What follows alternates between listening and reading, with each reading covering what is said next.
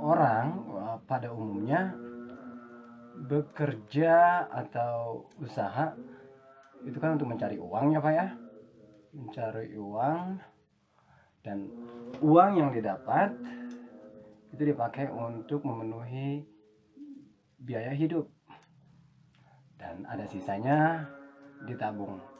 Nah, orang menabung itu biasanya untuk tujuannya adalah untuk memenuhi impian keluarga. Dan apa sih impian keluarga itu? Impian keluarga tentu saja bisa banyak.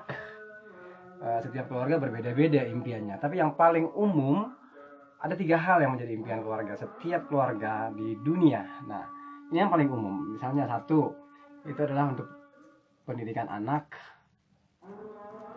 Karena setiap orang tua kan pengen supaya anaknya bisa sekolah di sekolah yang baik, kuliah di universitas yang baik, dan untuk itu dananya nggak kecil. Nah, untuk mempersiapkan dana yang besar itu, orang mempersiapkan dari awal, dari jauh-jauh hari, menabung dari jauh-jauh hari. Nah, itu tujuannya menabung salah satunya. Dan kedua adalah untuk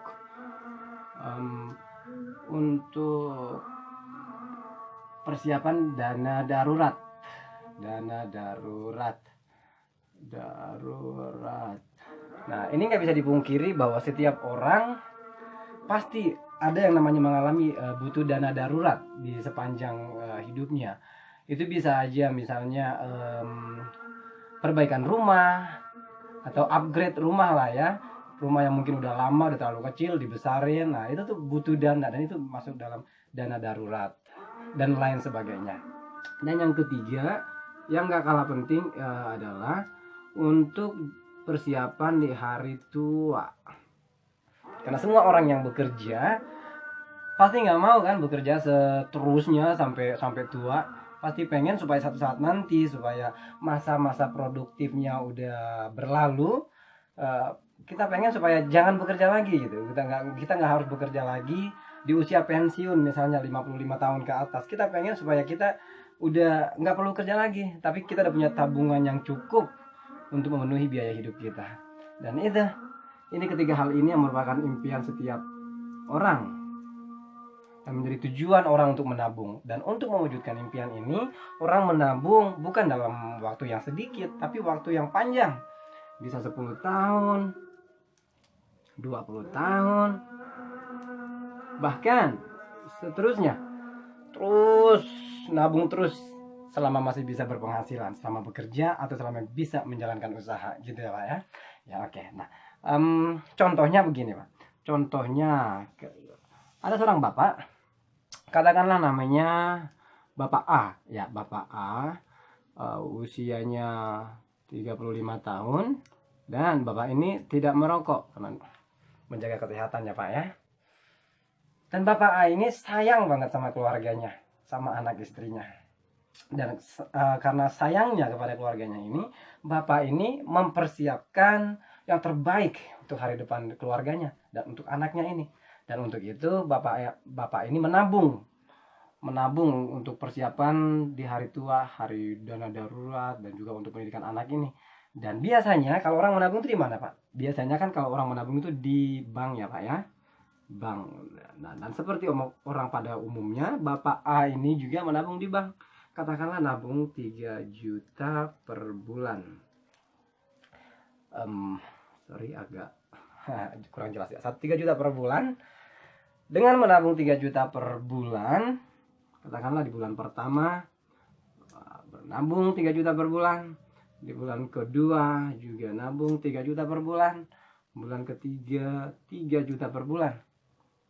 Ya, tapi setelah itu di bulan keempat ya nggak ada hujan, nggak ada angin, tiba-tiba seperti geledek disambar petir di siang bolong gitu ya Pak ya. Si Bapak A ini masuk rumah sakit Pak, masuk rumah sakit dan dokter mendiagnosa beliau terkena penyakit kanker.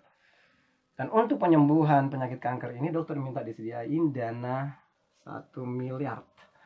1 miliar. Nah sekarang bank sanggup nggak menyediakan dana 1 miliar yang dibutuhkan oleh dokter ini? Tentu tidak ya Pak ya, karena tabungan beliau belum seberapa.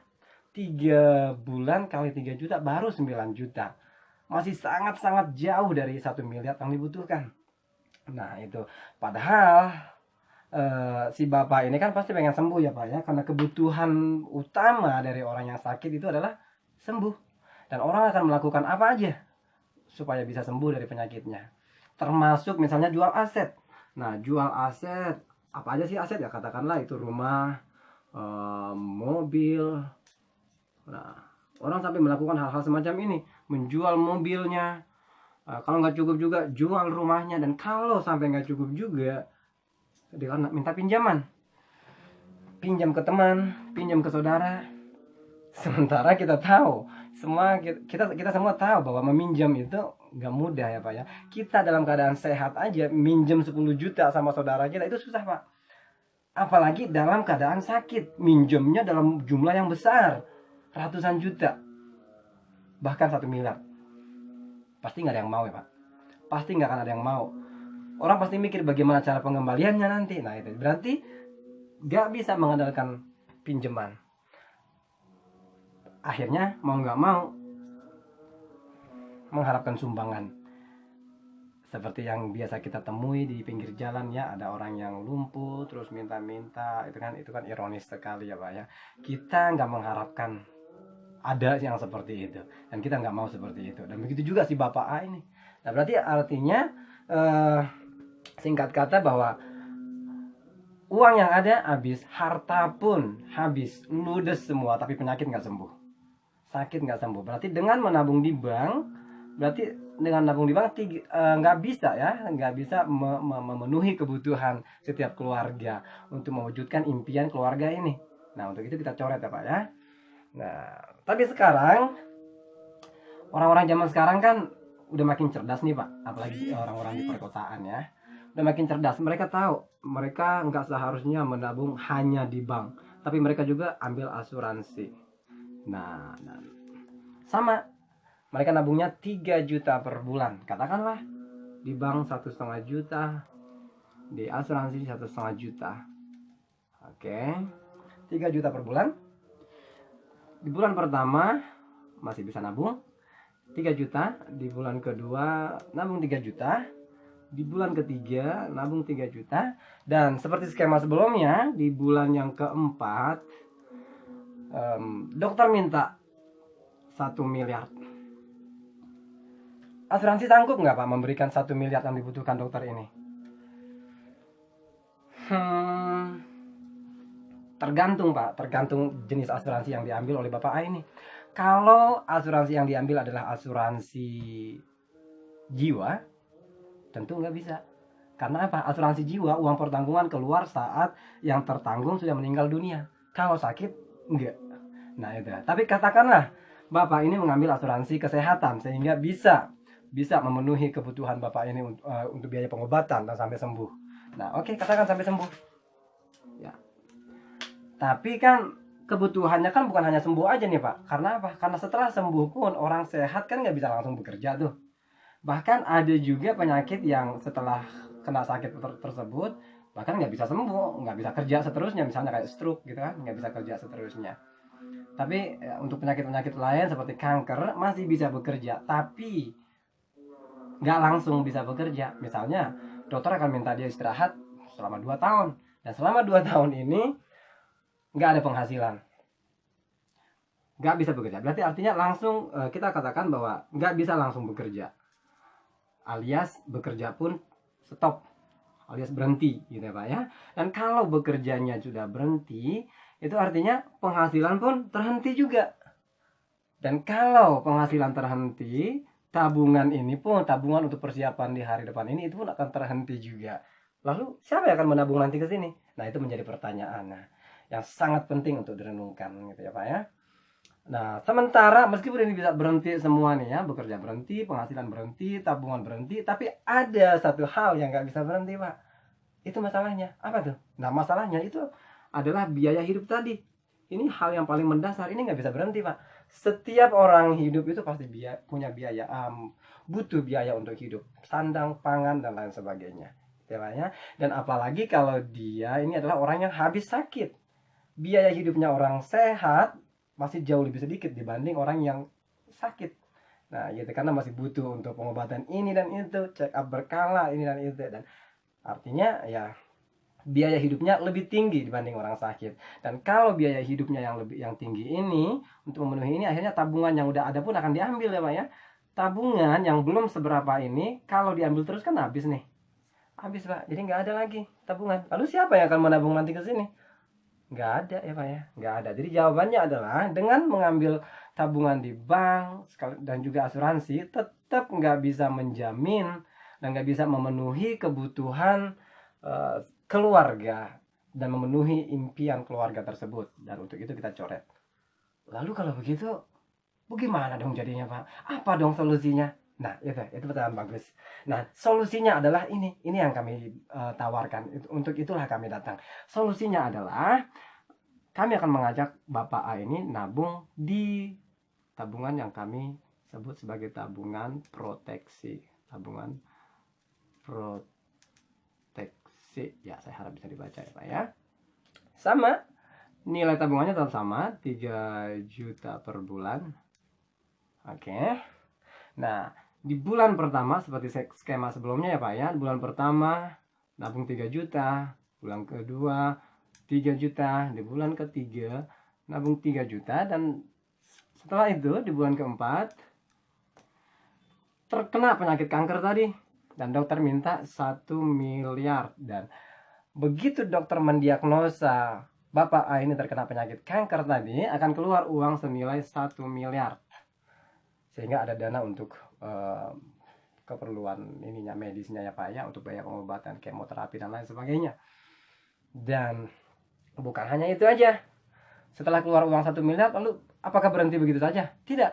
Masih akan ada manfaat-manfaat lainnya. Misalnya, ini yang gak kalah penting nih Pak nih. Setelah terkena penyakit tadi, si nasabah kami ini nggak perlu lagi harus nabung ini tabungan ini. Nggak perlu lagi Pak, karena perusahaan kami mengerti benar betapa nasabah kami ini udah nggak bisa lagi dengan kena penyakit tersebut, udah nggak bisa lagi bekerja dan nggak berpenghasilan sehingga nggak bisa nabung. Dan untuk itu perusahaan kami yang akan menabung, membayarkan tabungan Bapak ini sesuai dengan jumlah tabungan yang ditabungkannya, yaitu 3 juta per bulan ini Pak. 3 juta per bulan akan ditabung dari tabungan proteksi mulai dari bulan ke-5, ke-6, terus akan ditabung terus Pak, terus sampai usia berapa? Sampai usia 65 tahun. Hebat ya Pak ya. Sehingga dengan begitu ada uang 1 miliar tadi untuk pengobatan dan ada uang tabungan dibayarkan, sehingga target ini tetap tercapai Pak. Impian keluarga ini tetap tercapai. Nah, itu enaknya. Dan bukan hanya itu saja Pak, bukan hanya itu saja 1 miliar ini. Kalau sampai nasabah kami ini, Bapak Ain, juga mengalami yang namanya kecelakaan sampai cacat ya Pak ya. Dan itu akan keluar lagi uang pertanggungan senilai 1 miliar. Dan bukan hanya itu aja, masih ada yang lain. Kalau sampai cacat total, tetap yang diakibatkan oleh penyakit kritis atau diakibatkan oleh kecelakaan sehingga menimbulkan cacat tetap total ini, si nasabah kami juga akan mendapatkan kembali 1 miliar. Nah, besar ya Pak ya. Dan bukan itu aja, masih ada yang lain. Si nasabah kami juga akan mendapatkan kartu yang kami sebut sebagai kartu sakti. Namanya sih HS Pak, Hospital and Surgical. Nah, ini dengan kartu ini nasabah kami akan mendapat jaminan biaya rawat inap di rumah sakit senilai 1 juta per hari yang berlaku selama 180 hari per tahun dan terus terakumulasi setiap tahunnya, dan itu berlaku di seluruh dunia Pak. Seluruh dunia. Di negara mana aja itu berlaku. Nah, itu. Jadi dengan kartu ini si nasabah kami datang ke rumah sakit, nggak perlu repot-repot lagi, tinggal tunjukin kartunya, si bagian administrasi akan menerima itu, dan nasabah kami akan ditangani oleh tim medis. Dan bukan hanya bukan hanya rawat inapnya aja, bukan hanya sewa kamar. Ini 1 juta per hari, ini sewa kamar ya Pak ya. Masih ada yang lain-lain, masih ada kalau untuk ICU, masih dapat juga 1,3 juta per hari selama 15 hari. Dan kalau untuk dokter yang menangani masih ada juga untuk itu. Terus untuk kunjungan dokter spesialis pun masih ada. Kalau ada pembedahan pun masih ada. Dan masih banyak manfaat lainnya yang nanti ada di dalam proposal kami. Dan itu. Ini sangat besar Pak jumlahnya Pak. Dan bukan itu aja. Kalau mengalami semua ini, mulai dari penyakit kritis, kecelakaan, cacat total tetap. Lalu bagaimana kalau sampai nasabah kami meninggal? Kan biasanya kalau sampai mengalami ketiga hal itu, rasanya sulit untuk tetap bisa survive ya Pak ya. Sulit untuk bisa tetap bertahan hidup ya Pak ya. Nah untuk itu, kalau sampai mungkin Tuhan terlalu sayang sama Bapak ini sehingga dipanggil buru-buru, ya kalau sampai meninggal dunia, nasabah kami juga akan mendapatkan 1 miliar. Maksudnya keluarganya ya Pak ya. Keluarga yang ditinggalkan akan mendapat santunan senilai 1 miliar. Nah, sehingga ada dana yang ditinggalkan sebagai dana seperti dana warisan lah Pak ya. Jadi tenang, kalau misalnya si Bapak A ini nggak punya warisan tanah atau perusahaan, ya setidaknya masih punya warisan uang 1 miliar untuk istri dan anaknya. Ya sehingga tetap bisa bertahan hidup dan tabungannya ditabungin oleh tabungan proteksi sehingga tabungan ini, impian keluarga ini bisa tetap terwujud. Nah ini yang kami tawarkan Pak, tabungan proteksi yang kami tawarkan. Menurut Bapak ini tabungan bagus apa bagus banget ya Pak? Bagus banget. Nah saya yakin semua orang yang melihat ini, yang mengetahui ini akan berkata bahwa tabungan inilah tabungan yang bagus banget. Dan inilah yang kami tawarkan kepada Bapak.